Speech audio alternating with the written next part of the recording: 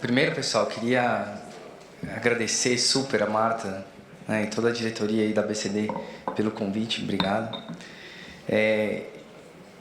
Eu acompanho o trabalho dela já há muito tempo e sou um grande fã, declarado fã do trabalho da ABCD. Digo para ela assim, que ela pode contar comigo porque ela precisar, porque realmente eu vejo a diferença que ela tem feito na vida das pessoas. Eu vou falar sobre... Ela pediu para eu falar um pouco sobre a participação social e como é que a sociedade pode fiscalizar as políticas públicas. E antes de começar, eu queria até... Já começando, né? Porque eu já comecei. Uma das formas que eu acho que a gente faz para fiscalizar, a gente tem que tirar dados, né, do que está acontecendo. As políticas públicas estão sendo implementadas, estão sendo aprovadas, estão sendo bem gerenciadas. Como é que a gente extrai dados? Como é que a gente extrai dados para saber se a gente está conseguindo ter impacto? A gente enquanto associação, enquanto ativista, enquanto influenciador. E eu me lembro de ter assistido a reunião da Conitec que discutiu a mesalazina. E o que me chamou muita atenção, eu assisto quase todas as reuniões da Conitec, né? Minha esposa diz que é uma coisa meio patológica, porque às vezes eu coloco as minhas filhas no colo para assistir comigo. Outro dia meu pai estava lá e falou assim, olha, eu vou chamar o juizado de menores aqui, porque isso que você está fazendo com elas aqui acho que não é muito interessante, você não bate muito bem, filho. E me chamou muita atenção que, diferentemente de todas as outras, ou da maioria das avaliações, o número de participantes na consulta pública costuma ser sempre da região sudeste, maior número, né? E no caso da mesalazina, me chamou muita atenção que a região sul era a região que mais tinha tido contribuições. E eu comecei a pensar, cara, por que, né, teve essa diferença e tal? E aí, obviamente, podem ter outros fatores, mas acho que um dado importante é o trabalho que ela faz ali no Sul, né, o engajamento. E aí, não só Marta como ABCD, mas Marta como ativista, como influenciadora. Não sei se você se enxerga nesse papel, né, mas você é uma influenciadora. E esse dado nos mostra isso. Né? Você ajudou a fazer com que, né, não foi talvez a única responsável, mas ajudou a fazer com que a sua região ali protagonizasse uma participação importante no processo. Eu vou falar mais sobre participação em consulta pública um pouco mais para frente, mas antes eu queria trazer alguns conceitos mais gerais, só para todo mundo ficar na mesma página. Vocês já ouviram falar de um modelo chamado modelo de Kneffin para categorização de problemas? Quantos tipos de problemas vocês acham que existem no mundo? Só de parar um pouquinho, assim, 2 segundos para pensar, já começa a falar assim, cara, eu tô perdido aqui, né? Acho que mais do que aquela lista que a Inês mostrou ali, né? De quantidade de problemas. Mas se a gente for pegar essa categoria, esse cara que trabalhou na IBM, ele falou assim, olha, existem 4 tipos de problemas. Problema simples, tô aqui, e aí de repente vou beber um pouco de água, cai um pouquinho de água aqui, até pensei em fazer real, mas achei melhor não. Cai um pouquinho de água aqui, eu sei que se eu pegar aliás, eu sei que se eu pegar um pano, eu vou passar e vai limpar, e vai secar. É um problema simples, só que é um problema, mas eu sei resolver, é simples. Existe um problema complicado. O que é um problema complicado? Estou dirigindo meu carro e começo a escutar um barulho. Eu não entendo nada de carro, eu sei que tem um problema, mas eu não sei como resolver esse problema. Diferentemente da água aqui, que eu sei passar um pano, né, pelo menos isso, eu sei passar um pano ali, eu sei que vai secar, o do carro eu não sei como resolver. Mas eu sei que existe um mecânico ali perto da minha casa que muito provavelmente vai saber como resolver aquele problema. Então ele é complicado, eu não tenho todas as ferramentas ali nas minhas mãos, mas eu tenho um conjunto ali de opções que vão me ajudar a resolver 100% daquele problema. Terceira categoria é o problema complexo. É aquele que é causado por tantos fatores ou por vários fatores que eu não sei exatamente o que é que está ou em que medida os fatores estão causando aquele problema. Então às vezes eu intervenho em algo e não resolve 100% do problema. Tem outros fatores que estão ali sendo agitados. Se a gente for pensar no sistema de saúde, é um sistema complexo. É um sistema complexo. Vamos tentar estratificar ainda mais. A gente está falando de acesso a medicamentos, como a gente viu aqui na apresentação da Inês. Está tendo algum problema de acesso? Está tendo problema por quê? Porque falta dinheiro. Mas será que só... Beleza, tem dinheiro, vai ter acesso? Será que a logística está funcionando bem? Resolver a logística. Será que quem está dispensando tem uma estrutura adequada? Você pode ter tantas variáveis ali para o problema estar acontecendo, que a verdade é que você vai ter que fazer uma tentativa e erro. Você vai ter que tentar alguma coisa, medir para ver se deu certo. Isso é um problema complexo. Você não sabe ainda todos os efeitos de uma intervenção, ou todas as causas, todos os fatores que estão ali interferindo e causando aquilo. E tem um problema caótico, que é aquele que você não faz a mínima ideia. Não sabe nem por onde começar. Dizem, vocês são ativistas, influenciadores, se vocês estiverem num protesto aqui em Brasília, assim, e começa a ter uma correria para tudo quanto é lado, tentem achar alguma coisa meio que de concreto, tipo um poste. Porque as pessoas tendem a desviar do poste. Então ali você vai ter alguns segundos para pensar, olha, peraí, da onde está vindo a confusão, para onde que eu vou? São segundos que podem salvar suas vidas. Então assim, não esqueçam disso, hein? Talvez seja a informação mais importante aqui para vocês que são ativistas. Vamos pegar a pandemia, só para fechar esse conceito do modelo de Knef de tipos de problemas. Quando a pandemia surgiu, qual que era a ordem? Fique em casa.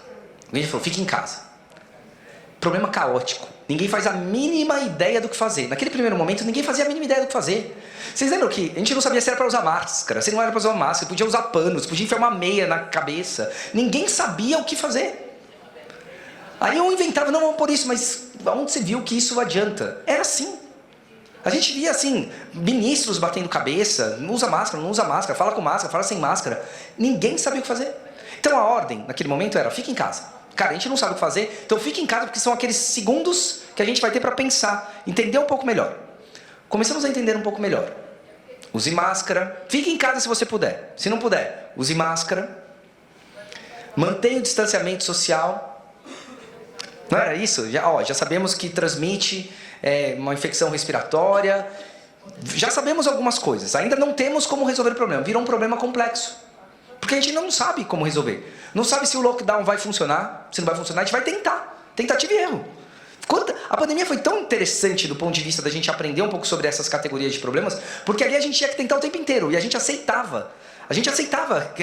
Era um exemplo de humildade, que talvez exista para todos os problemas complexos, mas parece que para os outros problemas a gente não pode dizer que não sabe. A gente tem que parecer que sabe, mesmo que a gente não saiba. Né? Na pandemia a gente podia dizer que não sabia. Então a gente ia tentando, errando. Aí veio a vacina.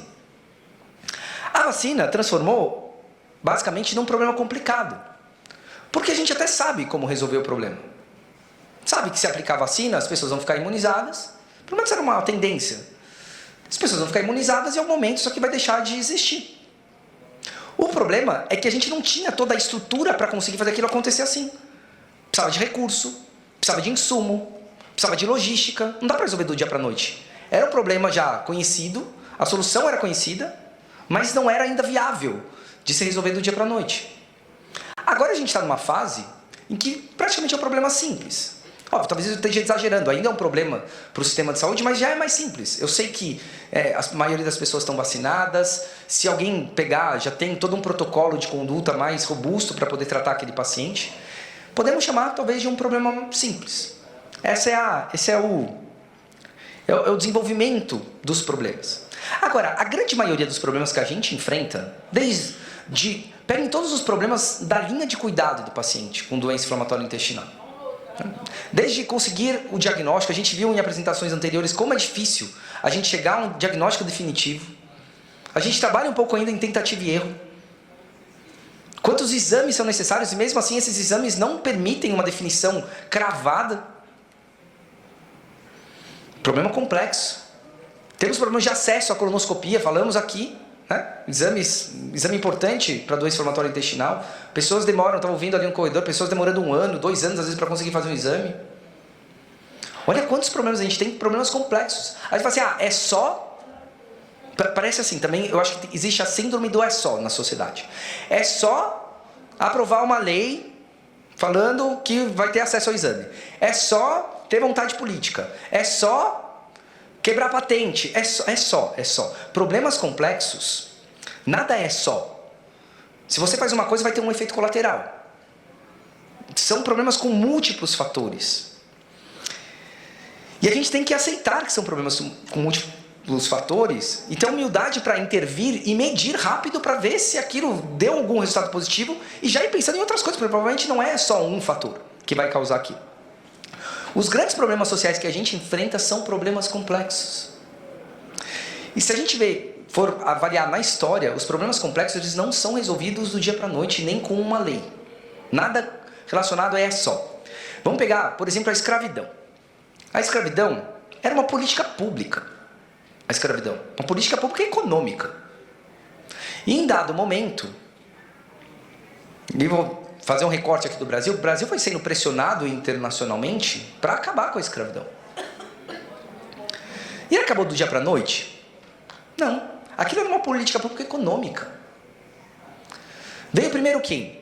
Veio primeiro a lei do ventre livre.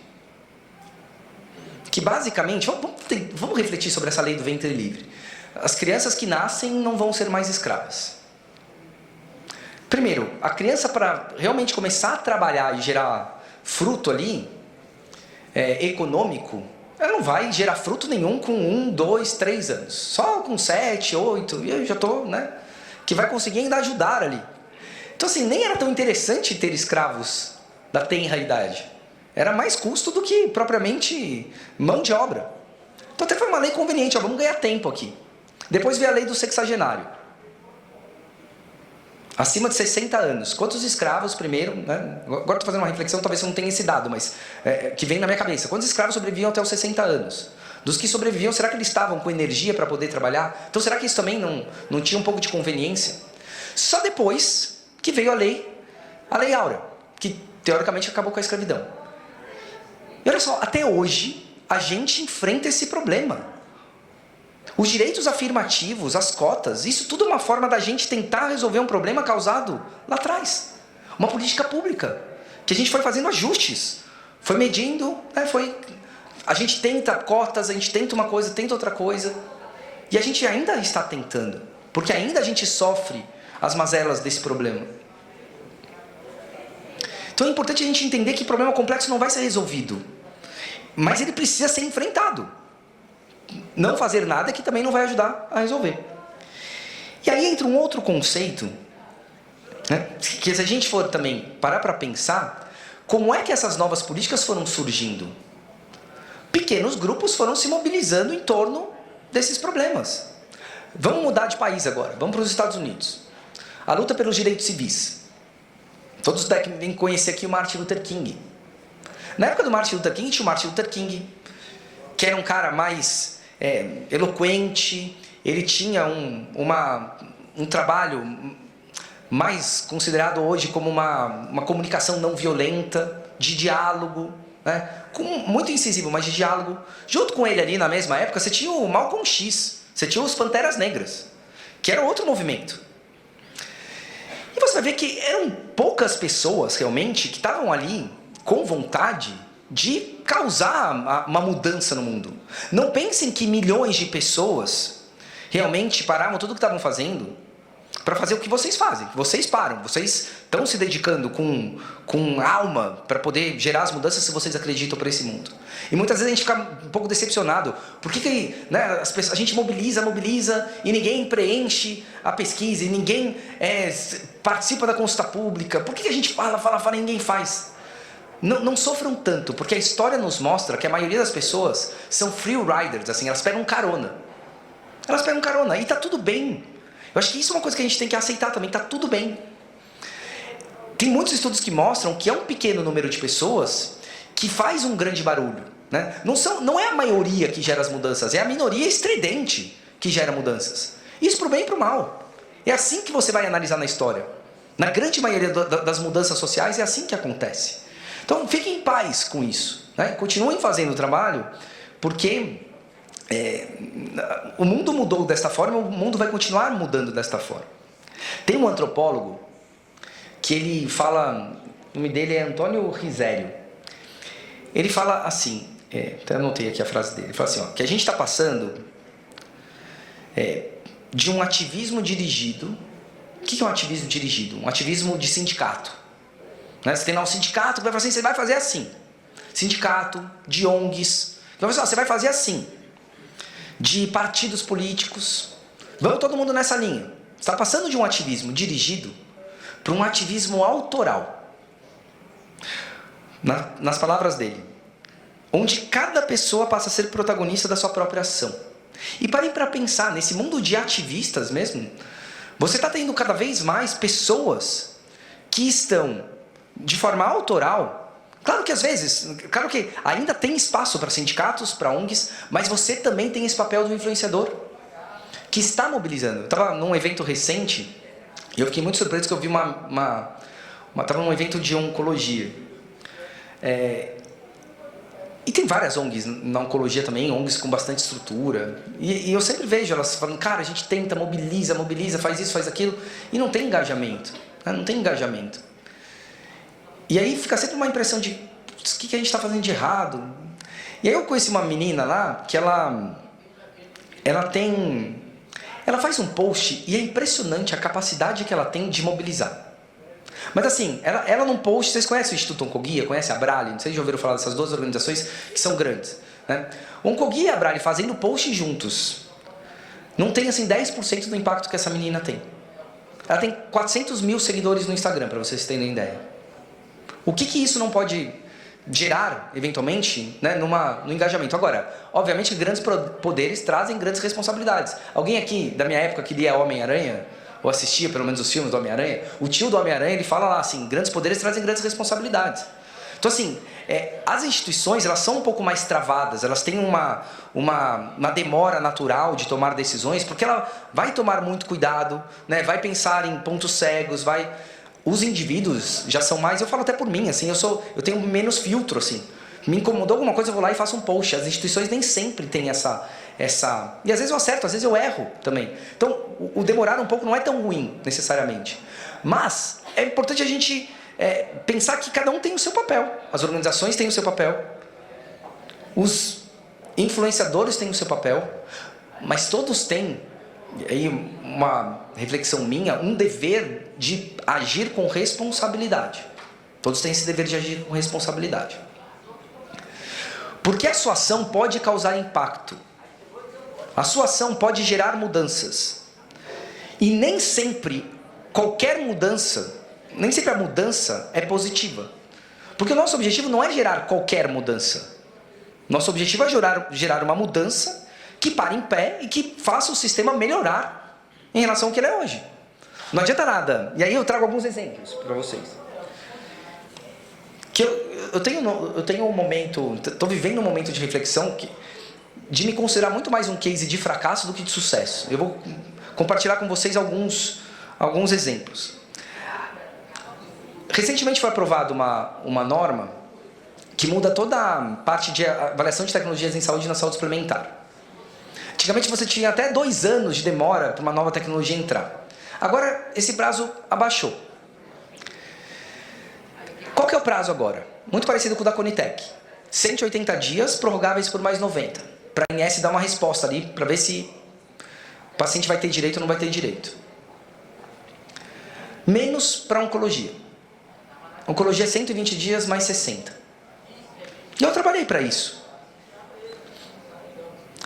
E hoje eu penso assim, será que faz sentido a oncologia ter uma avaliação em 120 mais 60? Será que o certo da mudança seria colocar a doença como a condição? Ou será que melhor seria a gravidade? Por exemplo, a Anvisa tem um modelo de priorização que ela não trabalha por doença, ela trabalha por algumas variáveis. Como, por exemplo, é uma doença negligenciada? É uma doença para a qual não existe outro tratamento e esse vai mudar a história natural da doença? Pode ser que na oncologia tenha algo que não vai fazer tanta diferença, ou para um câncer, talvez que não seja tão agressivo. E esperar mais 60 dias não seja tanto tempo assim. Para outras patologias, dependendo da sua condição, 60 dias pode sim ser um fator diferenciado. E a lei foi construída assim. E por que foi construída assim? Porque houve pressão, houve engajamento. Acho que a Inês estava até no ministério nessa época. E se a gente for pensar assim, quem endereçou essa mudança, esse apartheid entre oncologia e... O executivo ele apresentou uma medida provisória que ele colocou todo mundo em 120 dias. O legislativo foi analisar essa medida provisória e ele, num discurso de priorizar a oncologia, ele acabou despriorizando a outra, na verdade. Porque a oncologia ficou em 120 dias e o resto foi para 180. Isso aconteceu aqui. Aqui nessa casa. E às vezes a gente olha a lei, olha, vamos mudar a lei. E a gente comemora a mudança, pura e simplesmente, a ideia da mudança. E não o que está sendo mudado. Será que o que está sendo mudado, o que está escrito ali, é justo? Outro exemplo, lei dos 30 e 60 dias da oncologia. Já ouviram falar? Uma vez, né, Martim, a gente conversou sobre alguma coisa dos 30 dias, para se fazia sentido. E eu fiquei assim, eu pensei muito sobre isso. Quando essa lei foi aprovada, se você fosse perguntar para as pessoas, a expectativa e a promessa que era dada na aprovação dessa lei, era assim, vamos resolver o problema do acesso. O objetivo da lei, o propósito da lei era resolver o problema do acesso.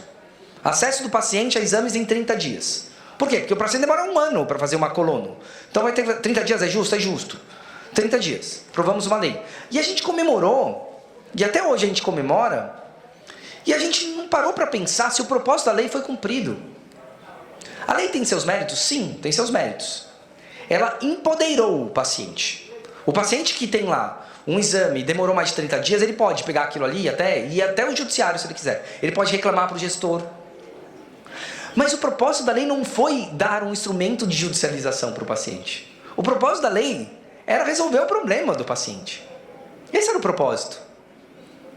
E quando a gente comemora a lei, demasiadamente, assim, para o propósito que ela não foi... quando a gente comemora e não percebe se ela cumpriu o propósito, a gente cai na armadilha de achar que as coisas estão resolvidas. E a gente perde a capacidade de avaliar o que fazer depois. A lei não veio junto com uma varinha mágica. Para eu conseguir cumprir 60 dias, o que eu vou precisar? Eu preciso de uma estrutura, eu preciso de médicos, eu preciso de profissionais, eu preciso de recurso, eu preciso de uma série de coisas que a lei não trouxe. E eu estou trabalhando isso ou eu ainda estou aqui na torcida uniformizada comemorando a lei? E fazendo eventos de comemoração de 1 ano, de 2 anos, de 3 anos, de 10 anos da lei. Sendo que as pessoas continuam com o mesmo problema. Empoderadas. Mas com o mesmo problema. E a lei não foi criada para simplesmente empoderar. Bom, empoderou, mas não era esse o propósito. E a gente, às vezes, pode cair na armadilha de achar que está tudo bem. Vocês já ouviram falar dos 4 estágios de conhecimento? Isso aqui, outro dia eu estava lendo um livro, isso aqui mudou um pouco minha forma de refletir sobre as coisas. Mas existem aquele que sabe e sabe que sabe. Por exemplo, eu sei que se cair uma água aqui, eu vou passar um pano e ela vai limpar. Eu sei e sei que eu sei. Existe aquele que sabe e não sabe que sabe. Outro dia eu fui jogar... exemplo nada a ver, né? Mas é o que veio na minha cabeça agora. Fui jogar, como é que chama aquele negócio? Tá, sinuca. Fui jogar sinuca. Eu nunca tinha jogado sinuca. Acreditem. Nunca tinha jogado sinuca. E aí eu cheguei lá e falei assim, não, vem jogar porque precisa de mais um. Eu falei assim, não, mas eu não sei jogar. Não, mas vem aqui, é fácil, não sei o quê. Cara, eu fui lá e arrebentei, assim, ganhei de todo mundo. Eu não sabia, né? Eu sabia, mas eu não sabia que eu sabia. Esse é um estágio de uma ignorância competente. Existe aquele que não sabe e sabe que não sabe. Se você me perguntar alguma coisa sobre... Alguém aqui entende bastante de Bitcoin? Essas coisas assim, de moedas virtuais? Eu também não entendo nada. Não entendo nada.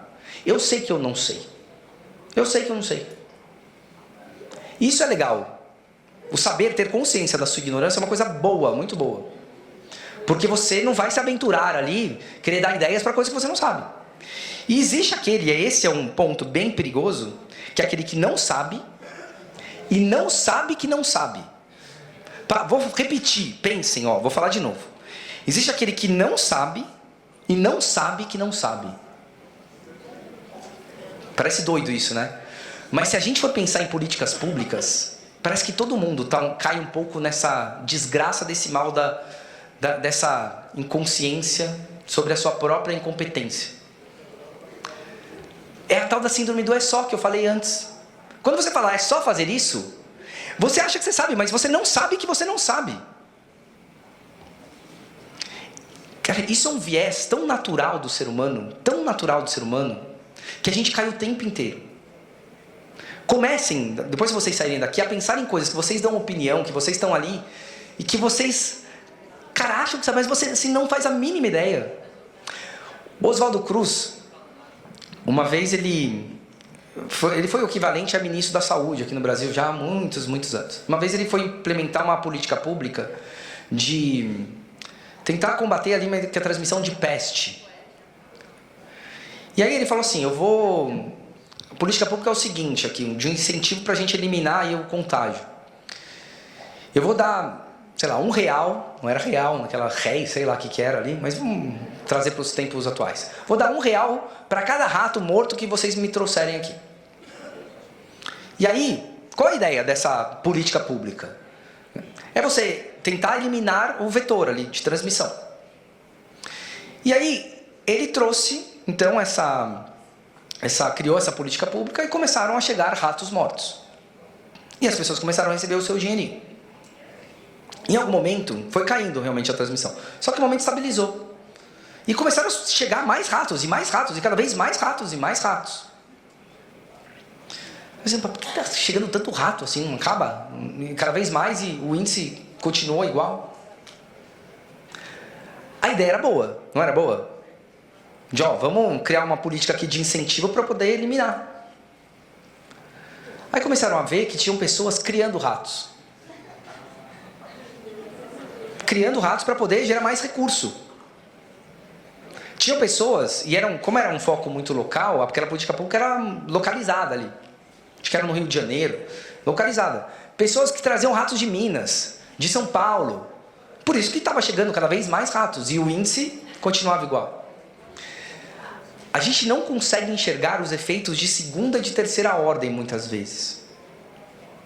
Se ele soubesse desses efeitos, ele poderia fazer um ajuste na política pública, em tempo, falar assim, olha, R$1 por rato morto que tenha a identidade do Rio de Janeiro, sei lá, né, que tenha nascido no Rio, estou exagerando aqui, mas, sei lá, criar alguma coisa assim, olha, se você por acaso for pego produzindo ou criando ratos, você vai tomar uma multa altíssima, então você já desestimula uma coisa.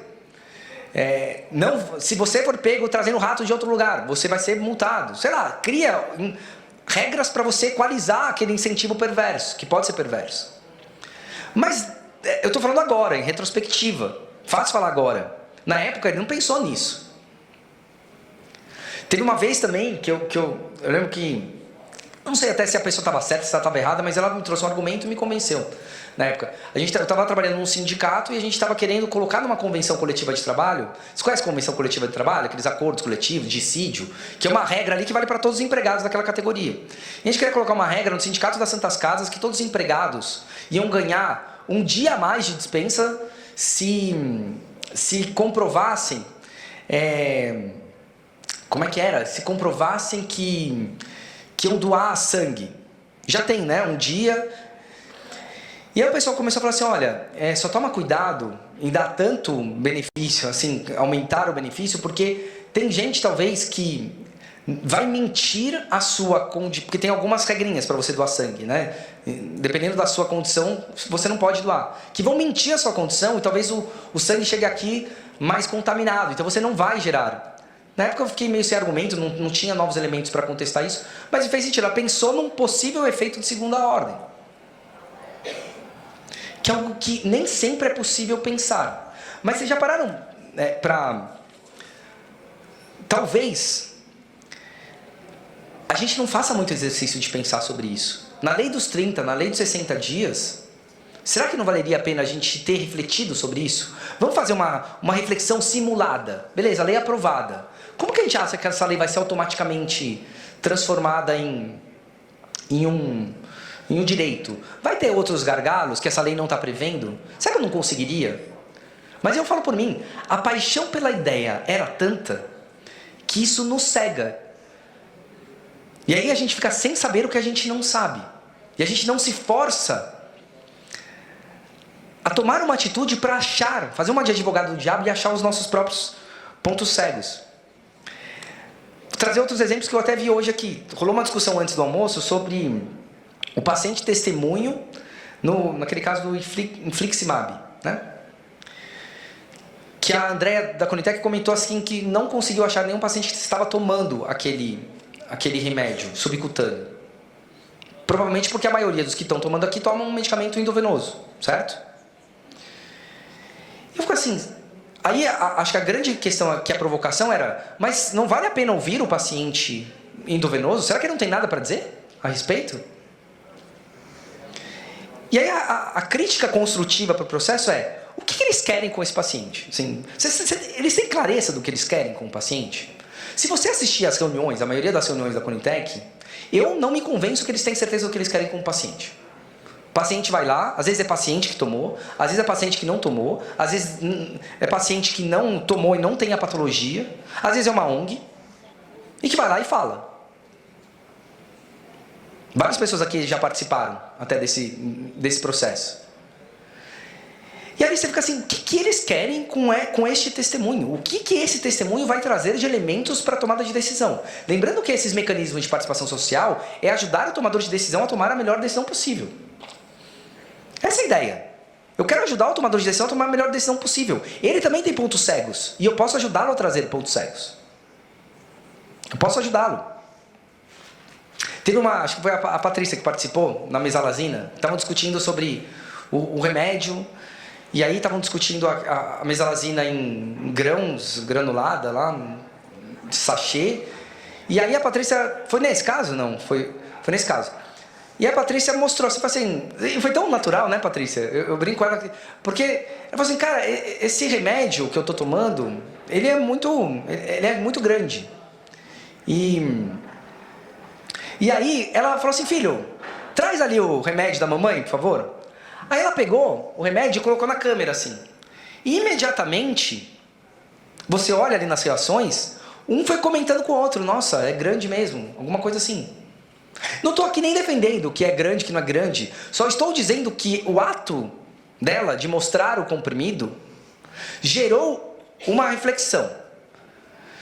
Talvez era um ponto cego, que eu não sei se vai ser relevante, foi o relevante ou não para eles, mas gerou uma reflexão sobre algo que provavelmente não estava no radar deles. Não estava. E ajudou. A Priscila tem feito muito isso. A Priscila tem captado informações das pessoas e na hora da discussão ela fala assim, vocês não estão levando em consideração isso aqui que os pacientes têm reclamado para essa associação